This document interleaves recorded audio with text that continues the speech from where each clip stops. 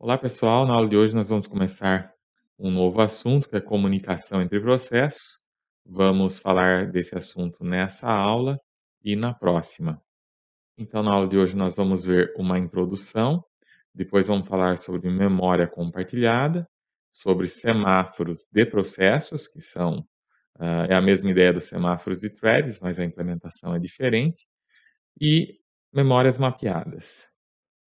Então, nas aulas que nós tivemos sobre processos, nós vimos como obter o status de saída de um processo filho, e essa é a forma mais simples, né, que existe de comunicação entre processos. Quando você pega, né, o filho termina, você pega lá o status de saída dele. Mas a gente não viu nenhuma forma de fazer a comunicação com esse processo filho enquanto ele ainda está executando, né, uma comunicação que possa ser feita em tempo de execução, antes dele terminar. Isso a gente ainda não viu. Nós também não vimos como fazer uma comunicação entre 2 processos que não tenham essa relação de pai e filho, 2 processos independentes, tá. Então na aula de hoje a gente vai ver como que nós podemos fazer para superar essas limitações aí dos tipos de comunicação que nós vimos até agora. Um exemplo de comunicação entre processos é quando você abre lá o seu navegador e requisita uma página de um servidor web. Você entra em um site e o que vai acontecer? O seu navegador vai fazer uma requisição para o servidor desse site para que ele envie uma página HTML e eventualmente outros objetos. Isso é comunicação entre processos, tá? O navegador é um processo e o servidor web é outro processo. Então, para poder fazer essa comunicação, nós usamos sockets, que é uma forma de comunicação entre processos. Um outro exemplo é quando nós usamos pipes. Nós fizemos bastante isso nas nossas primeiras aulas, né? Alguns testes com pipes, inclusive encadeados. O pipe é uma forma de comunicação entre processos também. Então, quando você faz, por exemplo, um ls pipe LPR, você está dizendo, né, que a saída do ls você quer que seja usada como entrada para o LPR, né? Isso vai fazer com que os dados aqui dessa listagem aqui que foi obtida sejam, em vez de enviados para o terminal, sejam enviados aí para esse processo LPR que vai fazer a impressão dessa listagem. Então, nessas aulas de comunicação entre processos, nós vamos discutir 5 tipos de comunicação entre processos. Esses 2 primeiros tipos na aula de hoje e os outros 3 na próxima aula.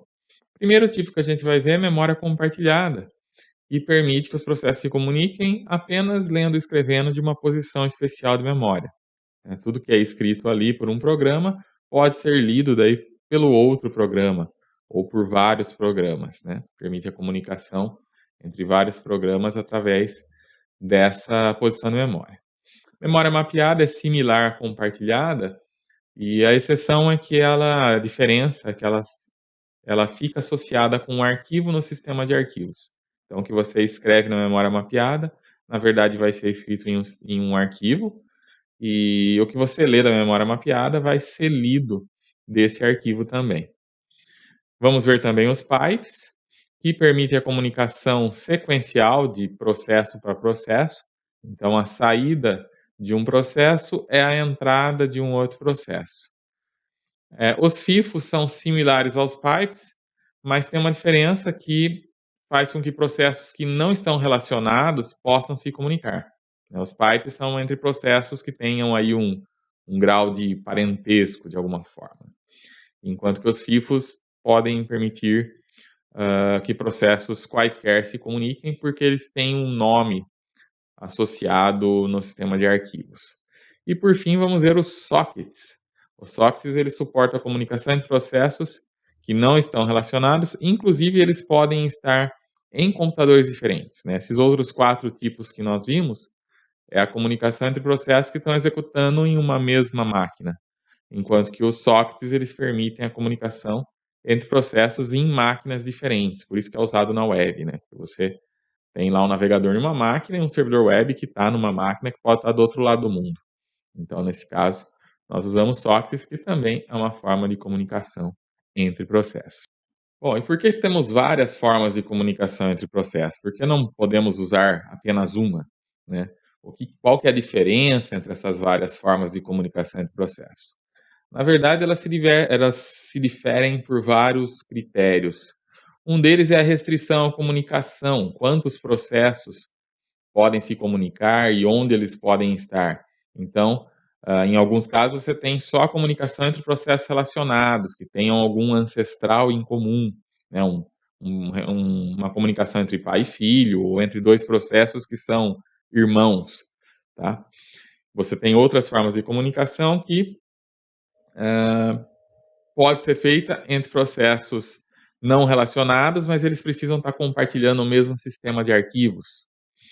E você tem, por fim, formas de comunicação que não têm restrições. Pode ser feita entre qualquer computador conectado na rede, que é o caso aqui dos sockets, né? Aqui seria o caso dos FIFOs, por exemplo, né? E aqui seriam os pipes, por exemplo. Também tem casos de meios de comunicação que limitam a comunicação somente a escrever ou ler dados, né? Então, no caso de pipes, por exemplo, né, você tem um lado para leitura, um lado para escrita, né? Você não pode confundir esses lados aí. O número de processos que podem se comunicar, então tem formas de processo que só dois processos se comunicam, sockets, por exemplo, tá? Não tem como três processos se comunicarem pelo mesmo socket. O socket é só entre dois. Por outro lado, uma memória compartilhada, você pode ter N processos acessando.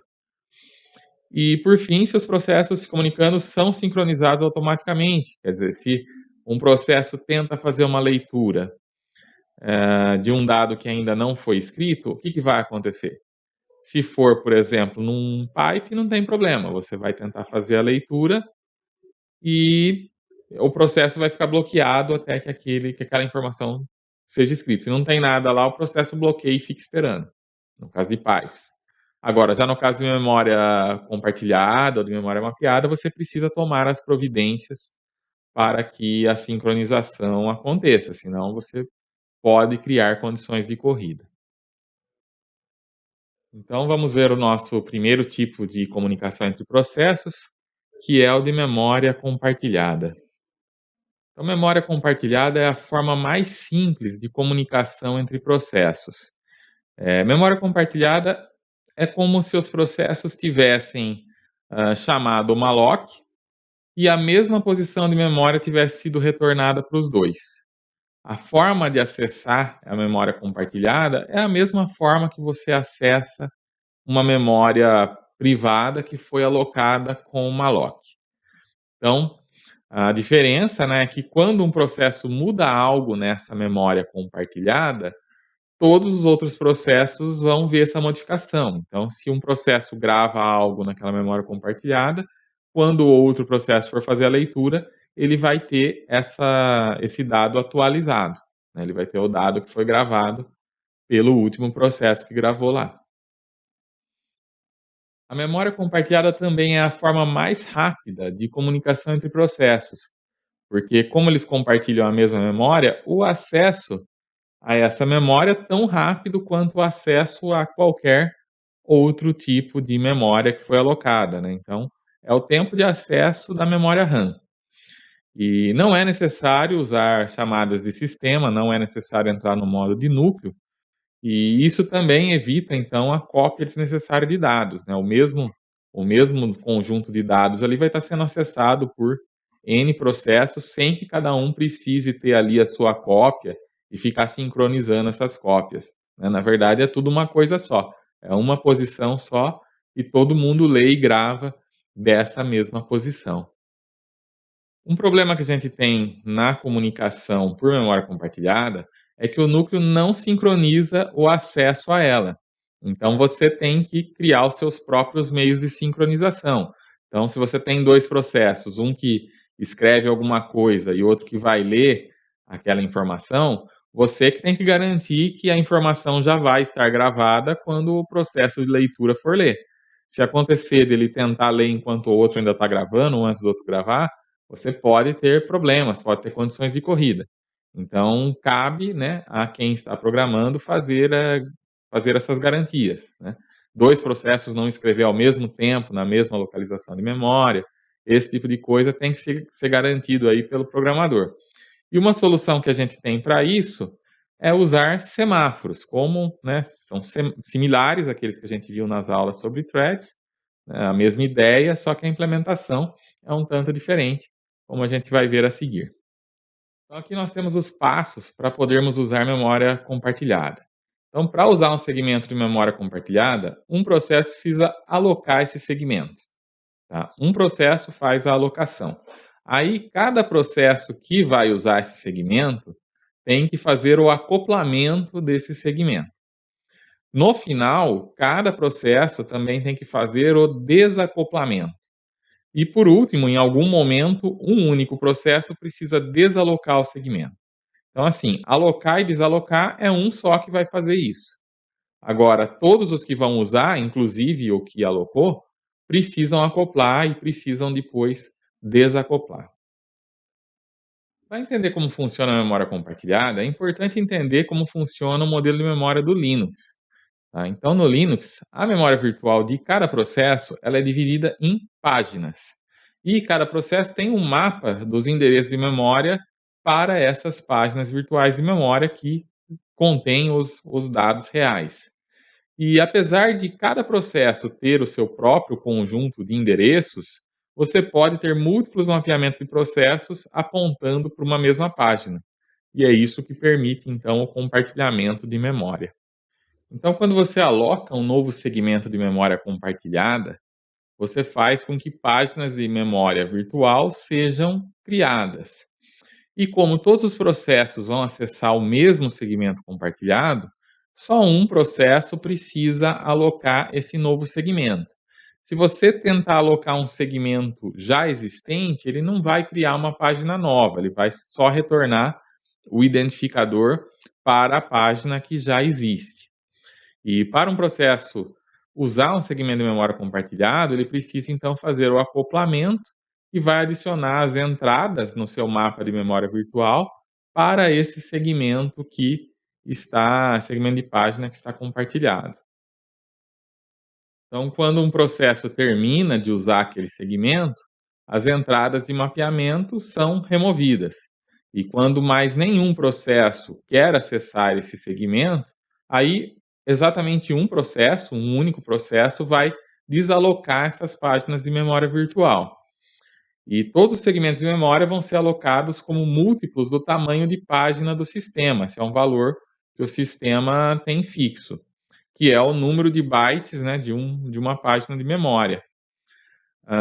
Em sistemas Linux, o tamanho da página é normalmente de 4 KB. Mas o mais confiável é você obter esse valor chamando a função getPageSize, que ela vai te retornar aí, então, o tamanho de uma página do sistema. Então, para fazer a alocação de memória, nós temos uma função chamada shmget, de Shared Memory Get. É ela que nós usamos para alocar um segmento de memória. Os argumentos dela são a chave, que é um número inteiro que vai especificar qual segmento que nós queremos criar, e dessa forma nós temos processos que não estão relacionados, eles podem acessar o mesmo segmento compartilhado, desde que eles especifiquem o mesmo valor de chave. Você usar uma chave fixa tem um inconveniente, porque outros processos poderiam, de repente, estar usando a mesma chave fixa e isso levaria a alguns conflitos. Então, uma saída é você usar uma constante especial, que é a IPC Private, que ela vai, né, você usa isso no lugar da chave, e ela vai garantir que você vai estar usando um novo segmento de memória. O segundo argumento é o número de bytes no segmento. Então, como os segmentos são alocados usando páginas, o número real alocado vai ser um múltiplo do tamanho de página, né, arredondado para cima. E o terceiro argumento nós vamos ver no próximo slide. Então, o terceiro argumento do shmget são as flags que vão especificar algumas opções. Algumas opções de flags são o IPC Create, que vai indicar que você quer criar um novo segmento. Então, permite a criação de um novo segmento enquanto você especifica um valor de chave. Você pode usar também o IPC XCL, né, de exclusivo, que você usa sempre em conjunto com o create, e isso vai fazer com que ele crie um segmento novo, garantidamente, né? Ele não vai pegar simplesmente e apontar para um segmento existente. Se você coloca que você quer exclusivo, ele vai dar uma falha caso esse segmento já exista, né? Então, você pode daí fazer algum arranjo aí, mudar o valor da chave para conseguir obter um segmento exclusivo. Se você não fornece essa flag, né, e aponta para um endereço que já existe, ele retorna esse segmento que já existe. E por fim, a gente tem as flags de modo, que são valores, né, feitos de um valor feito de 9 bits, que indica as permissões que são oferecidas para o dono e para o grupo e para outros, para controlar acesso ao segmento. É similar ao que a gente faz com arquivos, né, que você tem lá as permissões do dono do arquivo, do grupo dele e qualquer outro usuário. Então, a maneira fácil de você especificar as permissões é usar algumas constantes que são definidas no sys/stats.h e estão documentados na seção 2 da página do manual do stat. Então, se você colocar main2 stat, você consegue ver lá o manual onde tem essas strings. Então, aqui temos dois exemplos, né? SIRUSR e SIWSR especificam permissão de leitura e escrita para o dono do segmento de memória compartilhada. Se você colocar SROTH e SWTH, você especifica a permissão de leitura e escrita para outros usuários. Então você tem strings aí para definir, né? Permissão de leitura, permissão de escrita para dono, grupo e outros. Então aqui temos um exemplo de uso do SHMGET. Nesse caso, ele vai estar sendo usado para criar um segmento de memória compartilhada, ou então para acessar um que já existe, né? Caso a chave que ele está passando já esteja em uso. E esse, então, esse segmento que vai ser criado pode ser lido e gravado pelo dono, mas não por outros usuários. Então, está aqui a chamada, como ela vai ser feita, né? Um inteiro que vai ser usado para retorno aí do ID do segmento. E aí chama o SHMGET, passando como argumento a chave, o tamanho da página, vamos usar a função aqui para pegar o tamanho de página do sistema, e então as flags. A flag está aqui, a flag de criação, a flag que dá permissão de leitura para o dono, e a flag que dá permissão de escrita para o dono. Se essa chamada for bem sucedida, o SHMGET vai retornar o identificador de segmento, que vai ser armazenado aqui. Se o segmento já existe, vão ser feitas as permissões, vão ser checadas, né, as permissões de acesso, e vai ser feita então uma checagem também para garantir que esse segmento não está marcado para destruição. Algum outro processo já marcou, por exemplo, esse segmento para ser excluído, e se for o caso, então ele não vai poder fazer. Caso ele não esteja marcado, ele vai ser, então, indicado aqui pelo retorno do SHMGET. Então, para tornar um segmento de memória compartilhada disponível para que o processo possa usar, esse processo precisa usar o SHMAT, que vem de Shared Memory Attach. Os argumentos são o identificador de segmento que foi retornado lá pelo SHMGET, um ponteiro que especifica onde no espaço de endereço você quer mapear essa memória compartilhada, e aí você pode colocar nulo, porque daí o Linux vai escolher automaticamente aí o endereço que esteja disponível. E por fim tem uma flag, que você pode colocar, por exemplo, SHMRND, para indicar que esse endereço que você especificou no segundo argumento tem que ser arredondado para baixo, para um múltiplo tamanho de página. Caso você não faça isso, você mesmo tem que dar conta de colocar um valor lá que seja um múltiplo do tamanho de página. Tá? Então, você tem as duas opções, né? Ou você faz isso manualmente, né? Já passa um valor válido lá, ou passa a flag e ela faz o arredondamento. Uma outra flag possível é o read only, né? SHMRD only, que indica que o segmento vai poder ser lido, só lido, né? Não escrito. Caso a SHMAT seja bem sucedida, ela vai retornar o endereço do segmento compartilhado que foi acoplado. Filhos que foram criados com uma chamada fork, né, depois de um SHMAT, elas vão herdar os segmentos acoplados. Então, se você faz um acoplamento e depois você cria processos filhos, você não precisa executar novamente o SHMAT nos processos filhos. Eles já vão herdar esse acoplamento. Caso eles não queiram esse acoplamento, eles podem desacoplar. E aí o desacoplamento vale só, né, se for depois do fork, ele vai valer só para o processo que usou esse desacoplamento. Então, quando você termina de usar o segmento de memória compartilhado, o segmento deve ser desacoplado usando o SHM-DT, de Shared Memory Detach. Você vai passar para ele o endereço que foi retornado pelo SHMAT, e se o segmento for desalocado, e esse for o último processo que está usando esse segmento, aí você também pode, ele vai ser removido, né?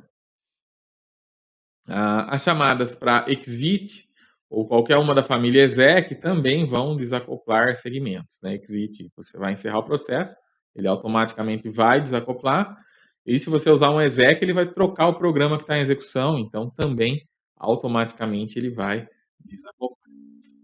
Existe uma outra chamada, que é a SHMCTL, de Shared Memory Control, que retorna informação sobre o segmento de memória compartilhado e também pode modificá-lo.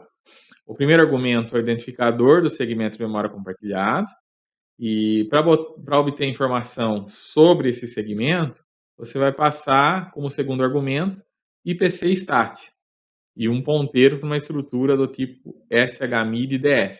Aí você consegue obter, então, informações sobre o segmento de memória. Elas vão ser armazenadas aqui e você vai poder lê-las daqui. Caso você queira remover o segmento, você passa como segundo argumento o IPC-RMID, tá? E nulo como terceiro argumento. Daí, nesse caso, o segmento é removido quando o último processo acoplado que tiver acoplado nele se desacoplar. Ele não vai remover na hora, né? Ele vai só marcar para destruição e vai remover quando o último processo que ainda estiver acoplado desacoplar. É importante destacar que cada segmento de memória compartilhado precisa ser explicitamente desalocado usando o SHMCTL, quando você não vai mais utilizá-lo. Porque se você não faz isso, ele vai ficar lá, né, alocado, e eventualmente você poderia chegar no limite de segmentos de memória compartilhada que o sistema pode ter. Então é muito importante você fazer, né, esse desalocamento para evitar atingir esses limites e para não ficar ocupando lá recursos do sistema desnecessariamente. Então, né, lembrando, o exit e o exec, eles desacoplam o segmento de memória. Tá? Desacoplam, mas não desalocam. Tá? Então, o desalocamento tem que ser feito com SHMCTL por um dos processos que está usando esse segmento. O SHMCTL também tem outras funcionalidades que nós não vamos cobrir aqui na aula. Caso vocês queiram usá-las, consultá-las, né, vocês podem ver na página do manual do SHMCTL. Lá tem uma descrição de outras operações que vocês podem fazer com segmentos de memória compartilhados. Então aqui nós temos o nosso primeiro exemplo de uso de memória compartilhada. Vocês têm esse arquivo aí, ele chama shm.c. E então aqui nós temos então a chamada para o shm-get para fazer a alocação do segmento de memória compartilhado. Vai passar aqui a flag IPC Private para ser criada um novo segmento.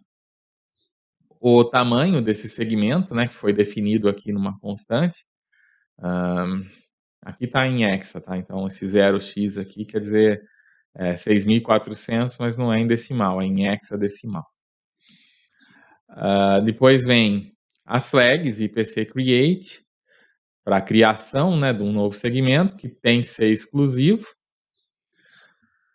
né, não pode ser um segmento que já existe, e as permissões, né, permissão de leitura e de escrita para o dono desse segmento. Em seguida ele vai fazer o acoplamento, né, aqui está alocando, aqui está acoplando. Para acoplar a gente usa o SHMAT, né, então coloca lá o segmento, que foi retornado aqui pelo GET, E aí a gente tem aqui então, né, ele vai imprimir que a memória compartilhada foi acoplada no endereço que foi retornado aqui, shared memory, né, o shmat, ele retorna o endereço aonde foi acoplado. E aí a gente vai determinar o tamanho do segmento usando o shmctl, né, uma das funções do shmctl é determinar o tamanho. A gente consegue pegar isso passando como segundo argumento o ipcstat e colocando lá aquela estrutura do tipo shmidds, né, passando uma estrutura dessa, a gente vai, ele vai preencher essa estrutura então com as informações sobre esse segmento aqui. E aí o tamanho do segmento é um dos campos aqui que está disponível nessa estrutura, né? E é esse campo aqui. E aí então ele vai imprimir o tamanho desse segmento. Daí ela vai escrever uma string nesse segmento de memória compartilhada, usando o sprintf, né? Então a sprintf você passa para onde você quer escrever, você vai passar então o segmento de memória aqui, do jeito que ele foi alocado, share memory. Vai imprimir olá mundo nesse segmento de memória compartilhada. Em seguida ele vai desacoplar. Tá? Aqui embaixo ele vai fazer o reacoplamento. Então esse reacoplamento poderia ser feito em poderia ser outro programa, inclusive, né? Porque a memória é compartilhada. Mas nesse caso aqui, está no mesmo programa ainda, ele está fazendo um reacoplamento.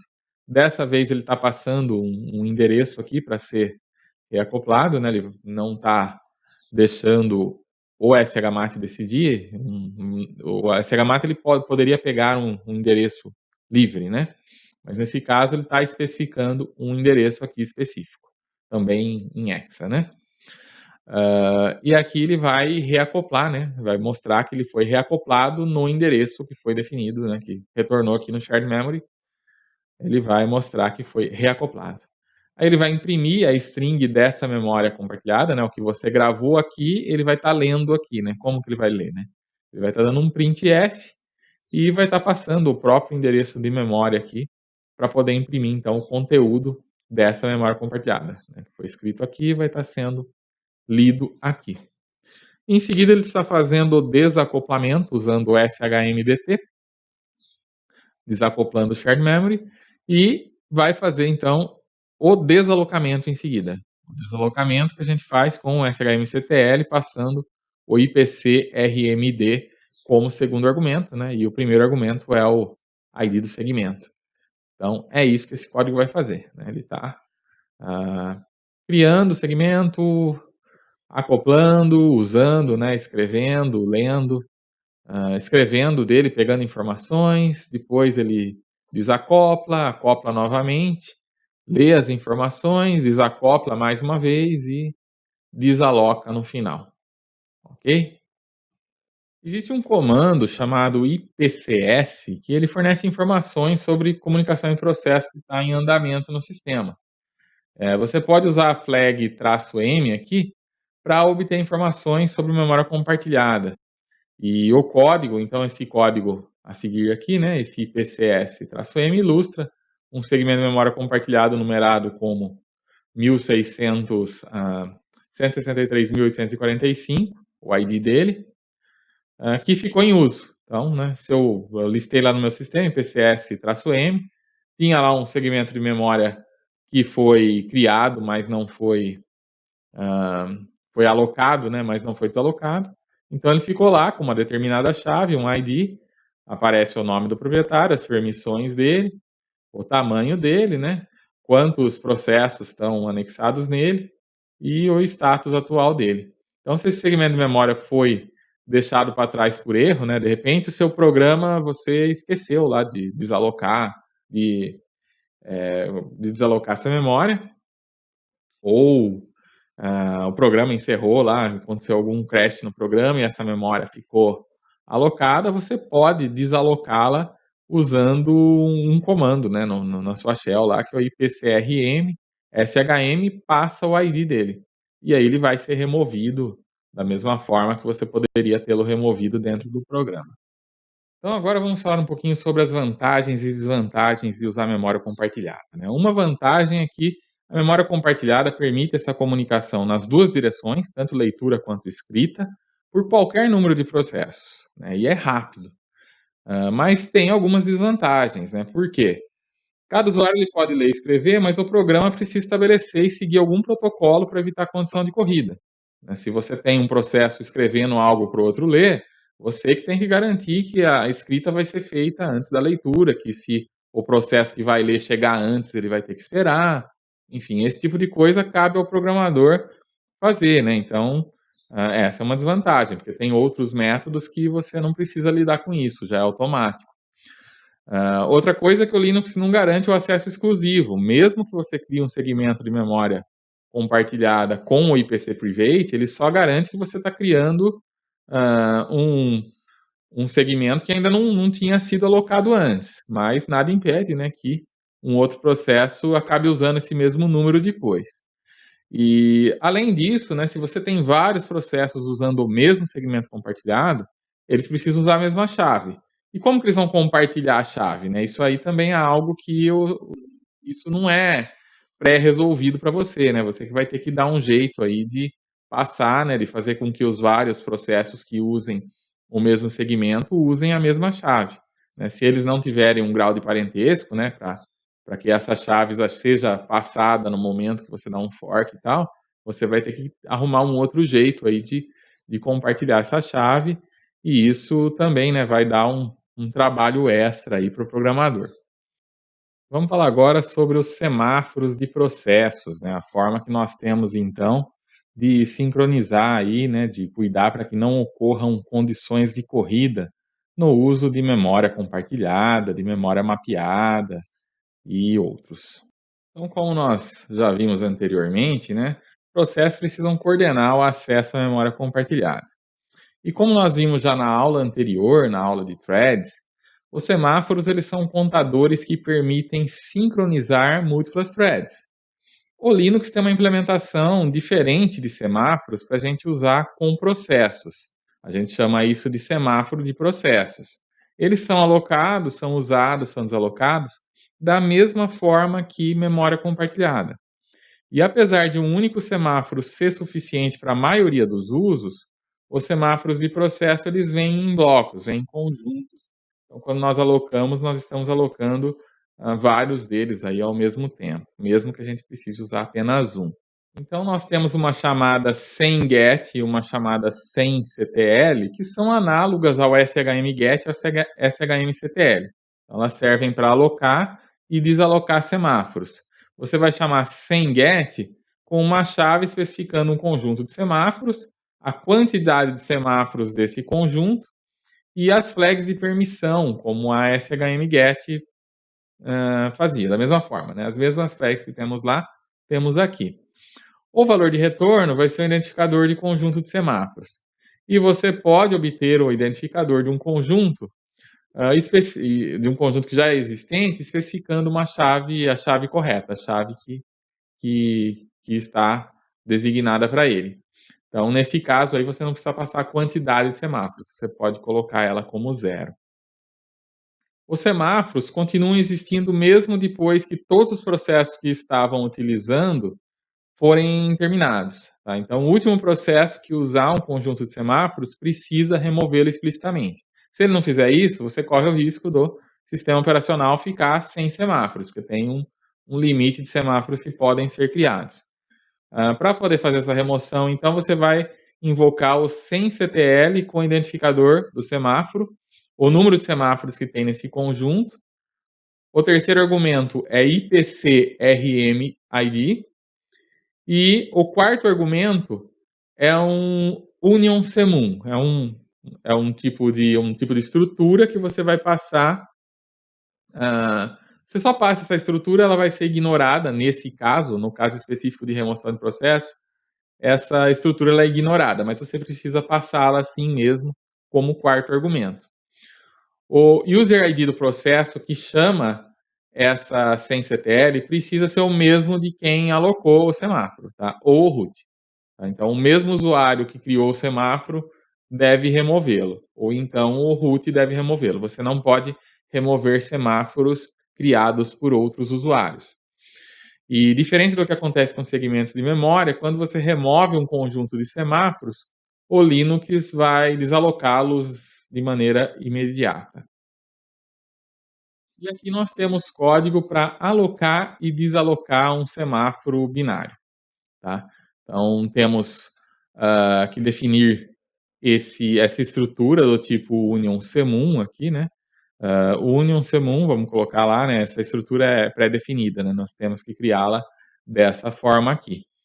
E aí você obtém o ID de um semáforo binário, alocando se necessário, né? Então aqui temos o código que vai usar sem get na chave que foi passada, colocando no caso aqui um semáforo, né? Nesse caso está sendo criado um único semáforo, e as flags que foram passadas. E para desalocar o semáforo, nós temos essa outra função aqui, né, de allocate, que também está sendo criada. O que ela faz? Ela está usando o sem-ctl, então, passando o ID do semáforo, 1, que é a quantidade de semáforos, o IPCRMID, que é para fazer a remoção, né, de semáforo, e o argumento que vai ser ignorado, né, que é o union semum aqui, né. Então a gente cria ele aqui, mas ele vai ser ignorado aqui na hora que você passa ele, né, cria ele e passa ele aqui na remoção do semáforo. Então, essas duas funçõezinhas aqui, né, estão fazendo criação e remoção de um único semáforo. Se fossem mais, né, você poderia trocar esse número 1 aqui para colocar a quantidade de semáforos que você quisesse. Mas é sempre um conjunto, né? Então, no caso, vai ser um conjunto com um único semáforo. Alocar e inicializar semáforos são duas coisas diferentes, tá? São operações separadas. Para inicializar um semáforo, nós vamos usar o sem-ctl com 0 como segundo argumento e setAll como terceiro argumento.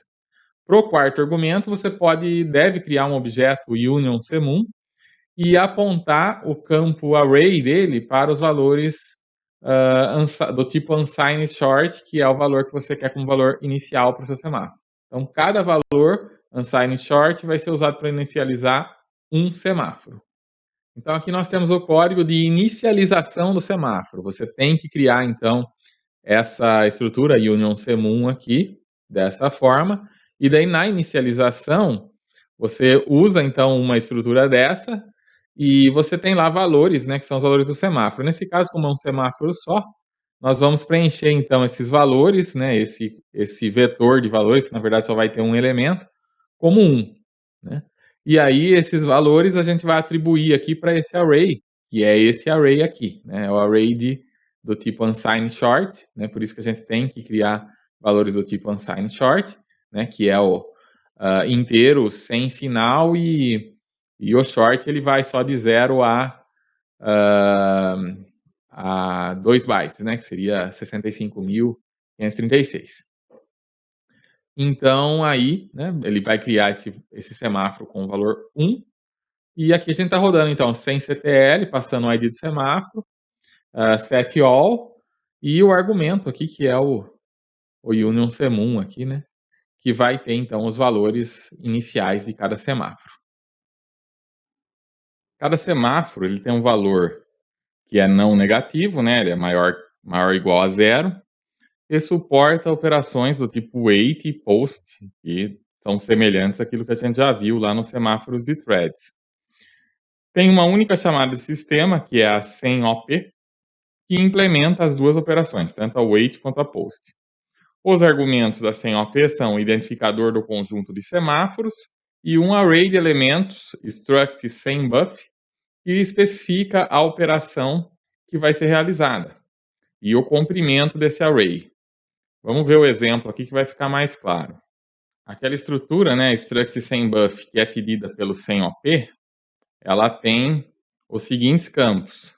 Sem num, sem underline num, é o número do semáforo no conjunto de semáforos no qual a operação vai ser realizada, né? Então, como eu falei, né, os semáforos desse tipo, eles são sempre em conjuntos, mesmo que seja só um, né?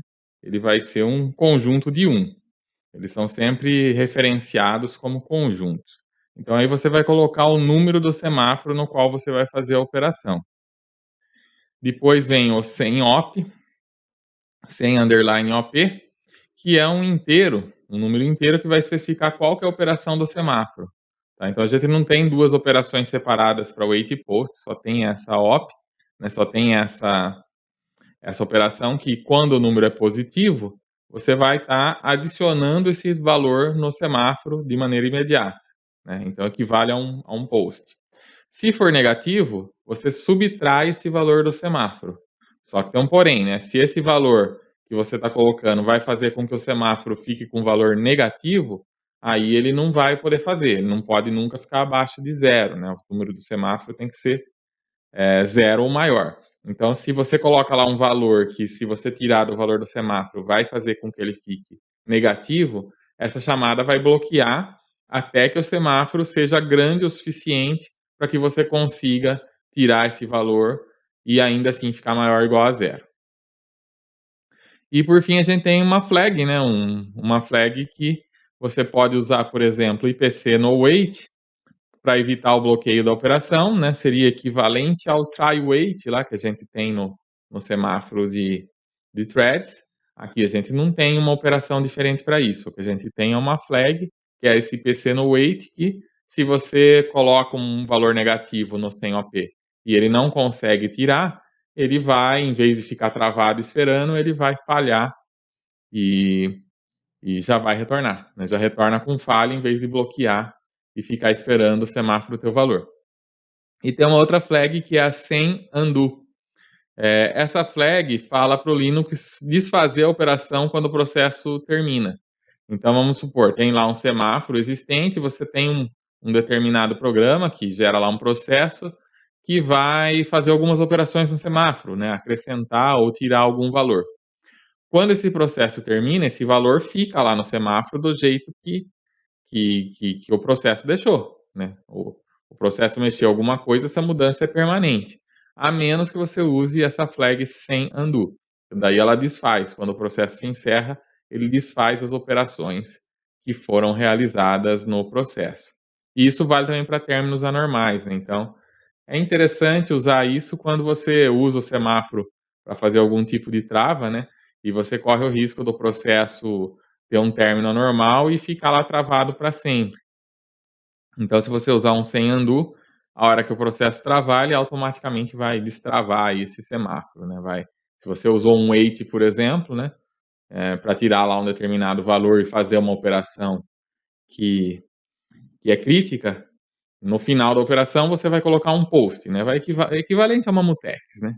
Você coloca um wait antes da operação, um post depois. Mas se acontece alguma coisa no caminho, esse post não vai acontecer, o semáforo vai ficar zerado lá e isso vai impedir outras threads ou outros processos de trabalharem, né? E para evitar isso, então, o sem undo, se acontecer algum problema, esse post vai acontecer automaticamente e você não vai ter esse problema do semáforo ficar zerado e isso impedir outros processos de trabalharem naquela seção crítica.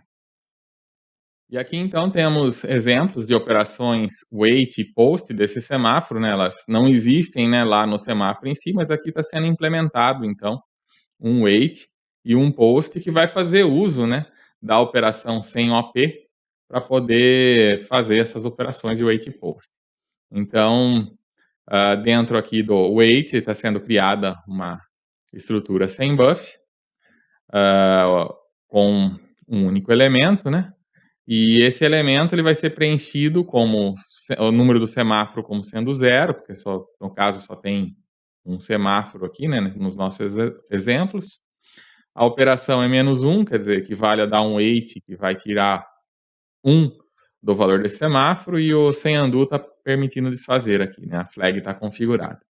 Então ele vai chamar o sem OP com o identificador de semáforo e mais essa estrutura de operações aqui, né, que vai fazer, no caso, o wait, porque é menos 1. E no caso aqui do post, vai ser bem similar, a diferença é que o número, em vez de ser negativo, ele é positivo, né? Então, em vez de ele tirar 1 do semáforo, ele vai acrescentar 1 no semáforo. E aqui ele também vai estar chamando o sem OP e passando, né, o identificador do semáforo e a operação, que no caso vai ser essa operação de acrescentar 1. E vamos falar agora do segundo tipo de comunicação entre processos que a gente vai estar vendo.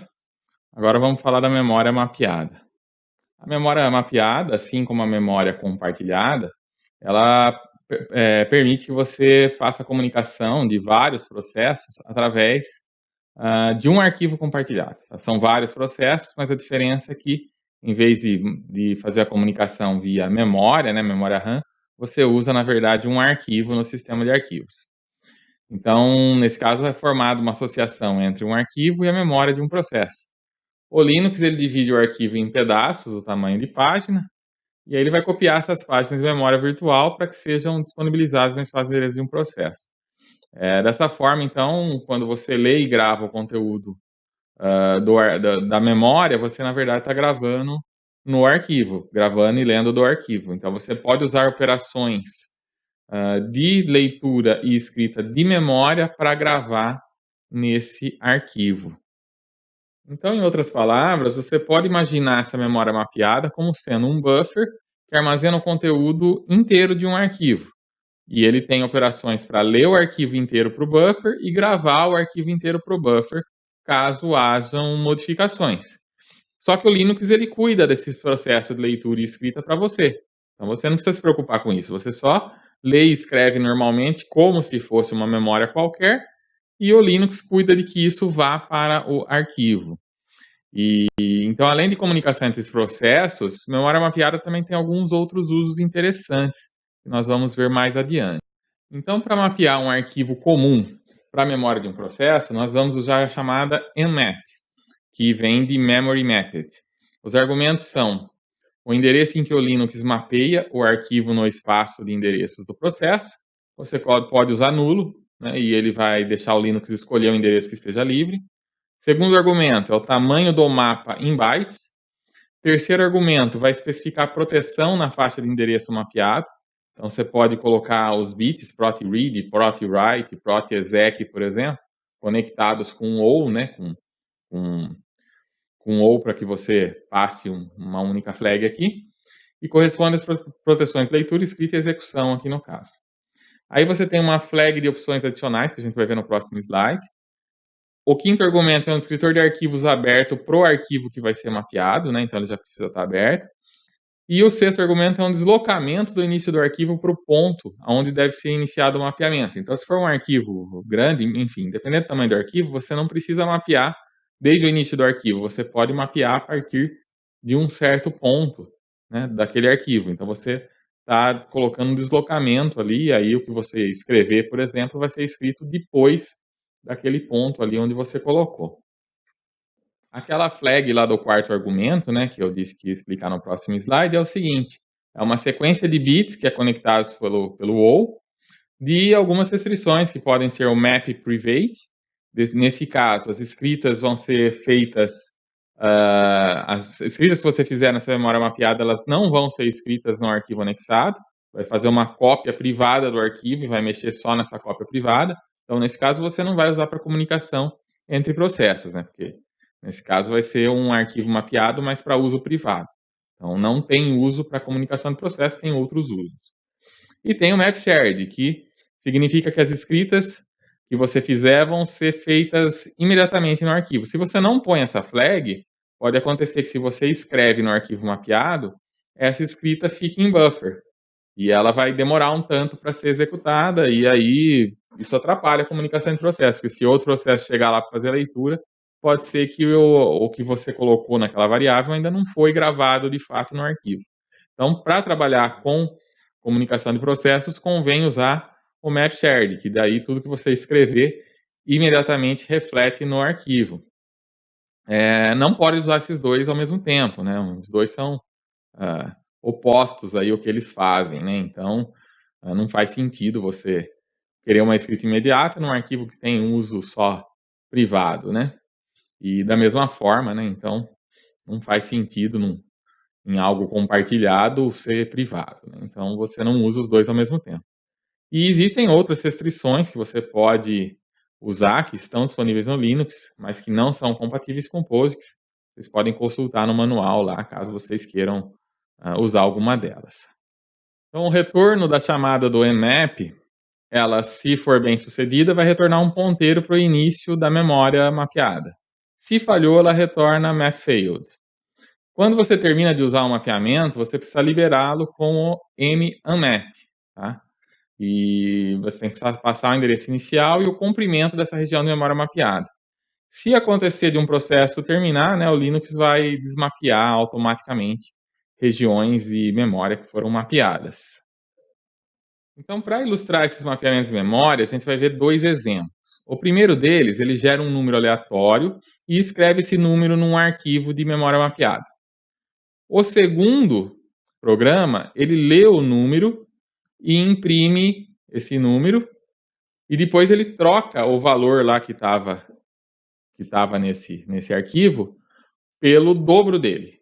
Então ele lê o valor, imprime e daí ele pega esse valor, dobra e escreve o valor dobrado no arquivo. Os dois, né, tanto o primeiro como o segundo exemplo, eles recebem como argumento o nome do arquivo. Então, na hora que vocês forem executar, vocês precisam passar como argumento aí um nome de um arquivo de texto aí onde vai ficar esses valores. Então, aqui temos o primeiro exemplo, é o mmapWrite, onde ele vai, né, gerar então um número aleatório. Aqui tem as funções para gerar um número aleatório. E aí ele vai então lançar a semente aqui do gerador de aleatórios, né, o srand, e depois ele vai então preparar um arquivo que seja grande o suficiente para armazenar o número inteiro sem sinal.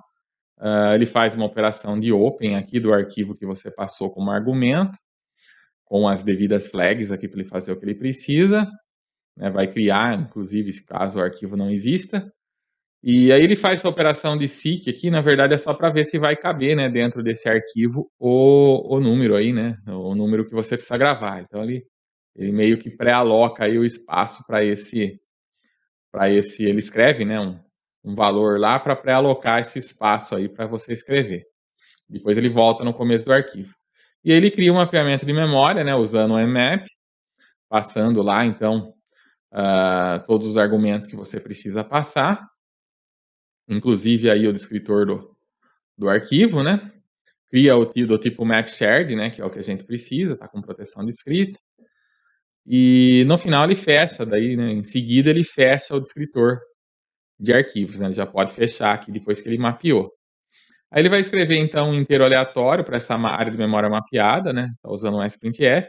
Então em file memory, que é a memória mapeada, ele vai escrever esse valor que ele vai obter aqui desse random range, que é o gerador aqui de número aleatório, né?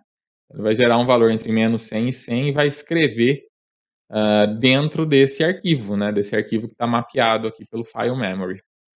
E em seguida ele vai, né, fazer a liberação, né? Não precisaria fazer, porque como o programa já está retornando, já está dando um return aqui do main, né? Ele vai terminar. Então já vai, automaticamente ele iria desmapear, mas nesse caso ele está desmapeando explicitamente aqui essa posição de memória, o file memory. Tá? Então é isso que esse programa está fazendo. Ele vai gerar um aleatório e vai escrever no arquivo que você passou como argumento. Então aqui só um destaque de algumas partes do código, né? Aquele open, né? Que abre lá o arquivo que você especificou. O terceiro argumento aqui no caso, né? Ele está especificando que esse aqui, né? O IRUSR ou IWSR. Ele está especificando que esse arquivo deve ser aberto para escrita e para leitura. Tá? E depois tem aquele lseek, né? Que como eu comentei, ele é usado para garantir que o arquivo é grande o suficiente para conseguir armazenar um número inteiro. E depois ele vai ser usado novamente para retornar, né? O lseek é usado novamente para retornar para o início do arquivo. E aqui nós temos o segundo exemplo, então, que é o mmapRead, que vocês também podem executar aí. Ele também vai receber como argumento um nome de arquivo, e aí esse arquivo ele vai abrir, né? E vai criar um mapeamento de memória. File memory, mmap, está passando aí, então, o FD, né, que é o descritor do sistema de arquivos, ou o descritor do arquivo, o map shared, né, que é uma memória do tipo compartilhada, do que a gente está usando para comunicação, né, tá passando as proteções aí, e aí ela vai fazer a leitura, né, do número inteiro, fazendo um scanf aqui do file memory, né, então é uma operação de memória, né, tá fazendo uma operação de leitura aqui nessa memória, que na verdade é o arquivo, e está guardando isso então aí dentro dessa variável do tipo int aqui. Vai imprimir esse valor no terminal e em seguida vai gravar, né? Vai usar aqui um sprintf para gravar esse valor que ele leu multiplicado por 2, né? Vai gravar lá no mesmo lugar onde estava o valor original, ele vai gravar aqui multiplicado por 2. E em seguida ele libera a memória, que também, novamente, não é necessário, porque o programa já termina aqui, ele liberaria de qualquer forma, mas enfim. Chegando aqui, né, ele já gravou, então, esse valor dobrado aí da variável que ele leu. E dessa vez não foi preciso usar o lseek, né, porque já se assume então que o arquivo é grande o suficiente para armazenar o inteiro sem sinal. Note também que foi usado o scanf e o sprintf. Eles foram usados para ler e escrever os inteiros como strings no arquivo de memória. Porém, você não precisa necessariamente que o conteúdo dos arquivos de memória mapeada sejam de texto, tá? Você pode escrever diretamente como binário lá, né? Você pode escrever valores binários dentro desse arquivo. Pode escrever e ler normalmente dentro de um arquivo mapeado.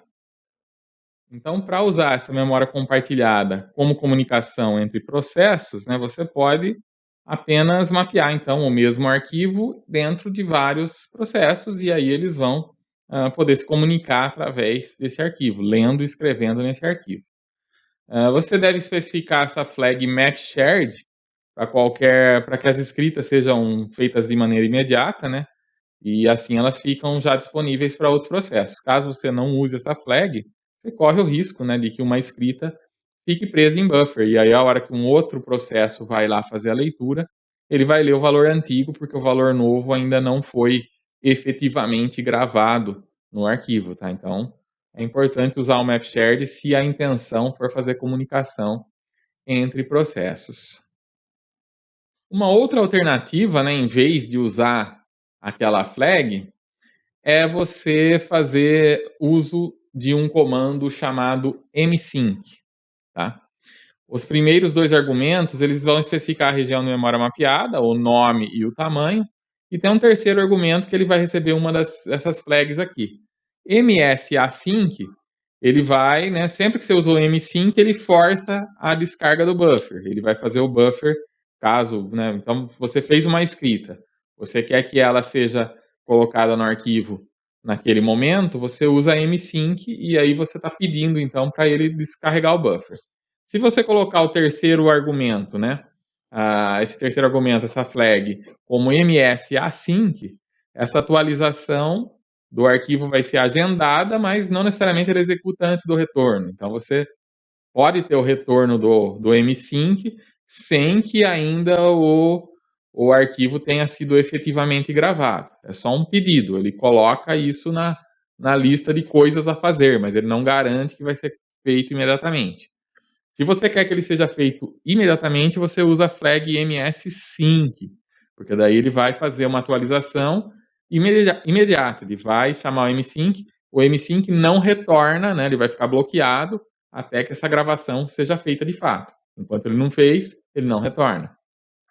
E por fim, você tem a flag msinvalidate, que faz com que todos os outros mapeamentos sejam invalidados para que esses valores sejam atualizados. Então, outros processos que tenham mapeado o mesmo processo, eles vão receber lá um sinal de que aquele valor que eles tinham lá, né, que de repente eles já leram, estão guardando algum buffer, eles recebem um sinal que, olha, o valor que você leu aí está inválido, você tem que ler de novo, porque ele foi atualizado.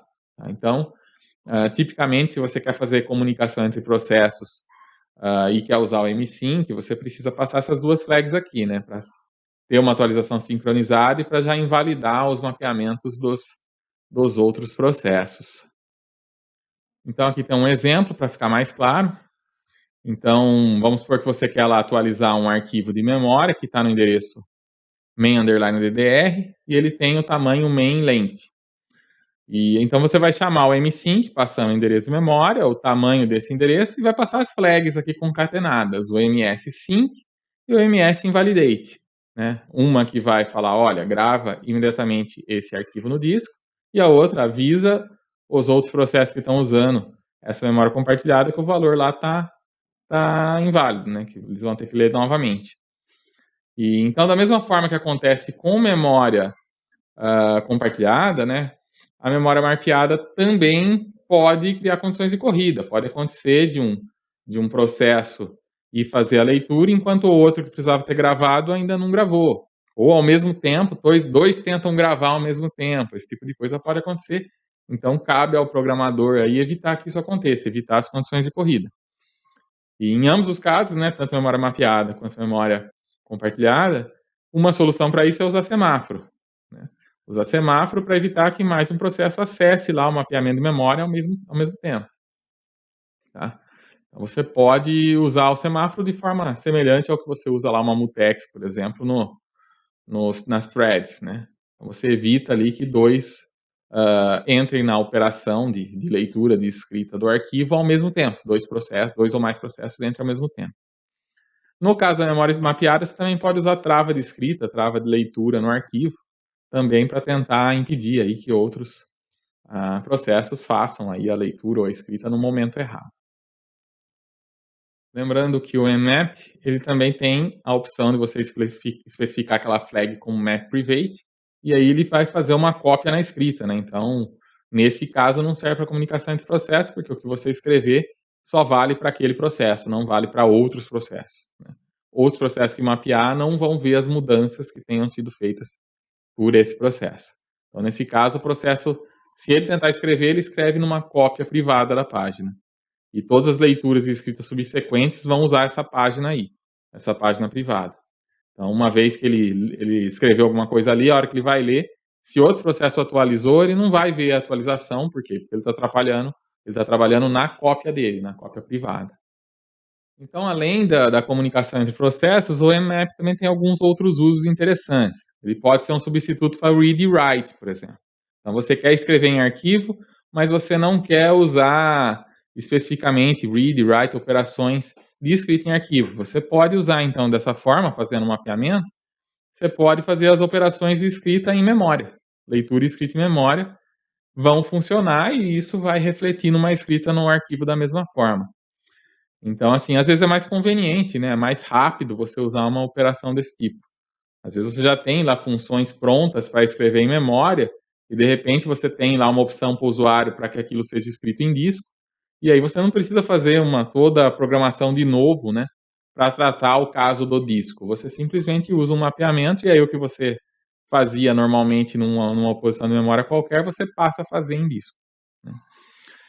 Uma outra utilidade para o mmap é salvar a estrutura de dados em arquivo. Então, você às vezes tem lá algo no seu programa que está tudo em memória, mas você quer encerrar aquele programa e depois iniciar ele novamente mais tarde e ele recuperar as informações, ele pode pegar essas estruturas e gravar tudo em disco usando mmap.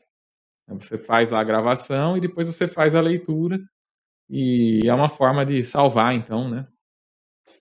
Pode salvar da maneira em binário, inclusive, né, estruturas de dados aí completas usando o mmap. E um outro uso ainda é de você usar para mapear, por exemplo, algumas variáveis especiais do Linux, né, alguns arquivos especiais do Linux, como o dev0, que no caso do dev0 ele é uma fonte infinita de zeros na leitura, né? Então você pode mapear um arquivo para o dev0, a hora que você for ler ele sempre vai ler zeros. E tudo que você escrever vai ser descartado. Pode ser útil para fazer testes ou para preencher posições de memória que você queira, né, limpar, enfim. Então tem alguns usos aí para você, para o mmap, que vão além aí da comunicação entre processos. E agora chegamos então ao primeiro exercício da aula de hoje. Esse exercício é o seguinte: vocês vão fazer um programa que faça as seguintes operações nessa ordem. Criar um arquivo, criar um segmento de memória compartilhada ou de memória mapeada, vocês escolhem, e armazena nele o número 2 e uma variável numérica de ponto flutuante, tá? Então pode ser um float, um double, vocês criam lá e colocam esse número 2. Aí vocês vão criar um processo filho. O processo filho, na hora que você dá o fork, ele vai herdar esse segmento. Então tanto pai quanto filho vão ter esse segmento de memória compartilhada, né, ou mapeada. Os dois vão estar compartilhando já. Aí você coloca tanto o processo pai quanto o processo filho para fazer simultaneamente, tá, os dois ao mesmo tempo, um loop de 1 milhão de iterações, em que eles vão fazer as seguintes operações também em sequência. Pega o valor da variável que está lá, né, na variável de memória compartilhada ou mapeada, eleva ele ao quadrado e guarda o resultado nessa variável. Em seguida, ele tira a raiz quadrada da variável numérica e armazena o resultado nessa mesma variável. Então, teoricamente, esse valor não muda, né? Você eleva ao quadrado e depois tira a raiz quadrada, ele deve ficar igual. E aí você vai imprimir o valor atual da memória, compartilhada e mapeada, coloca pelo menos lá algumas casas decimais, né? Pelo menos umas 4, para o caso, né, de esse valor diminuir, você conseguir ver a diferença. E aí você executa, deixa ele executar lá, tanto pai quanto filho, as 1 milhão de interações, e observa, né, como você vai estar imprimindo os valores, observa se aparece alguma coisa diferente de 2. Se aparecer, vocês vão me dizer por quê. Por que está aparecendo um valor diferente de 2? E se não aparecer, vocês vão dizer por que não está aparecendo e se poderia acontecer, né? De aparecer um valor diferente de 2. E por quê? E no final, né, vocês vê lá, vê qual foi o valor que ficou a variável no final da iteração. Quando os dois processos terminarem, né, você vê lá o valor e vê lá se ela está em 2 ou se ela está em algum valor diferente. E me respondam também, né, além de colocar o código, me respondam lá no Classroom qual que foi o valor que ficou como valor final aí dessa variável. E o exercício número 2 é o seguinte, vocês vão refazer o exercício anterior, mas aí vocês vão implementar garantias de que não existam condições de corrida. E vão me explicar como que vocês fizeram para implementar essa garantia. Tá? Então, além de pôr o programa, responda aí essas questões. E aí vocês vão me dizer novamente, apareceu algum valor diferente de 2? Se sim, por que apareceu? Se não, se poderia acontecer e por quê? E fala também, né, o que acontece lá no final das iterações. Qual que foi o valor final lá, né, depois de todo o 1 milhão de iterações, tanto do pai quanto do filho, qual que é o valor que ficou lá na variável mapeada ou na variável compartilhada. Então, vocês vão fazer 2 códigos, responder essas perguntas, tanto do exercício 1 quanto do exercício 2, e postar lá, então, tanto o código-fonte quanto as respostas, lá no Google Classroom. E por hoje é só. Aqui nós temos, então, as nossas referências para a aula de hoje. Capítulo 4 aí do Manual Completo do Administrador Linux. No Deitel, a parte teórica vocês vão encontrar no capítulo 20. E no Tannenbaum, no capítulo 10. No Advanced Linux Programming, que tem todos os códigos aí que nós estamos usando, essa parte está no capítulo 5. Tá? Então, na próxima aula, nós vamos continuar, vamos ver a parte 2 aí da comunicação entre processos, para tratar daí de pipes, de FIFOs e de sockets. Tá? Então, até lá.